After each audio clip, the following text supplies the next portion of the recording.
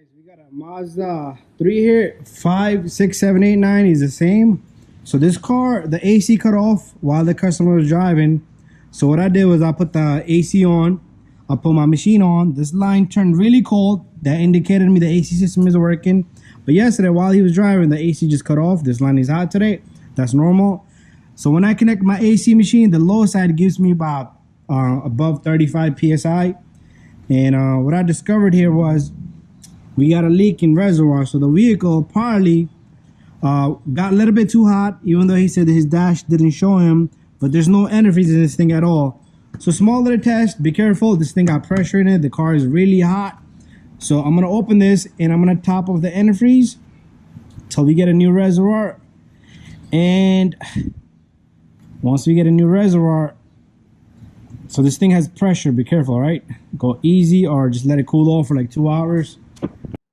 So give it a good hour, 2 hours. Once you feel there's no pressure in these lines, be careful, the engine's got to be off because you don't want to capture your fingers in these belts. So there's no pressure right now in here.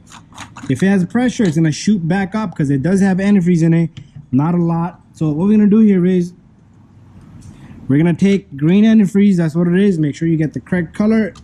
And I'm going to try to see if I can get this baby in there.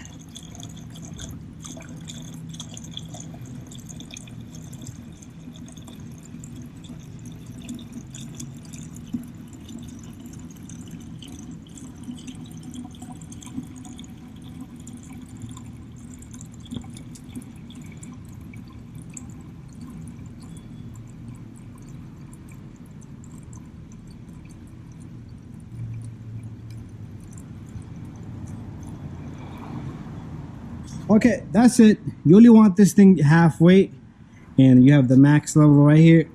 So we're done here.